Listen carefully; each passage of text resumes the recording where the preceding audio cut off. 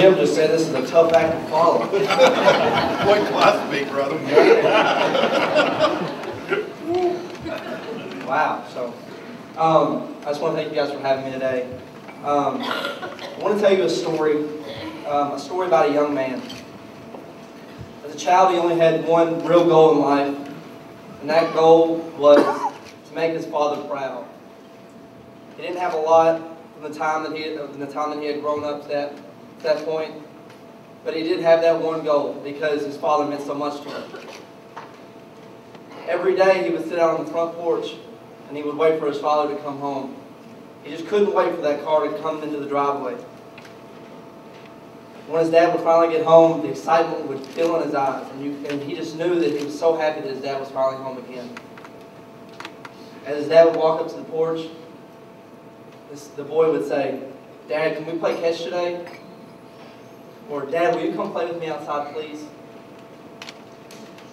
But the problem was that he was filled with false hope because every day he got the same answer. "No, son, I don't want to spend time with you. I don't want to play with you." He would try desperately to bond with his father every day. But the consequences that he had for doing this was more severe than any of us ever would deserve. The boy would hear things back to him like, "You're worthless. You're a bum." Even things to the extent of, "Why don't you just run away and make everybody happy?" These were things that when he heard, it hurt him so deep that he could barely stand it until the next day he found himself on the porch once again waiting for his dad to come home. When he would go back into his room, he would consider himself a dreamer. He would scope out his future to himself and think, one day maybe I'll be an astronaut, maybe a king or a cowboy. Well, one day those dreams changed. He was sitting on his bed and he heard his mom and dad start arguing in the front room. He did what he always did. He stood up and he went over and sat next to the door and he listened very intently. The only words that he could remember from this argument was his mom telling his dad that the reason why he couldn't provide for that family was because he didn't have a college education. That day is the day that his goals in life, his dreams changed.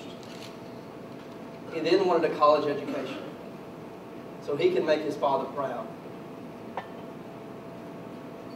So the next day he found his dad in the living room watching TV.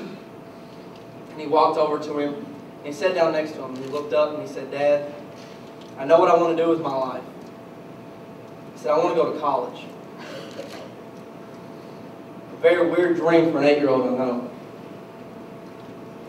But his dad looked down at him, and when he looked down, he felt like there was going to be a connection, that his dad was going to be proud for what he wanted to do with his life. But that's not what happened. His dad looked down at him and laughed and said that you are worthless, and you'll never have a college education because you're not worth that. He stood up and he walked back into his room with his dreams in shambles. But no matter what his father said, just like the days that went on, and he went back to that front porch, he still had that dream, and he still aspired to get there. So from that point on, he worked devotedly, as hard as he possibly could, through middle school and high school to get where his dream was, to get a college education. Just a few weeks after he graduated high school, he was approached by a man that worked for Lindsey College. This man said that he was very interested in this young man playing baseball for them, and for them to be able to give him an education.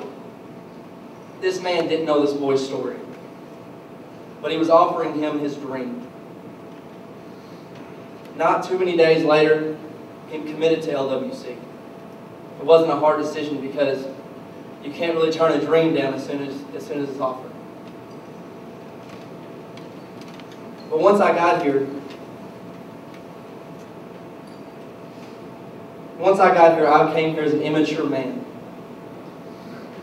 a man that was stubborn, and that truly didn't know what he wanted in life.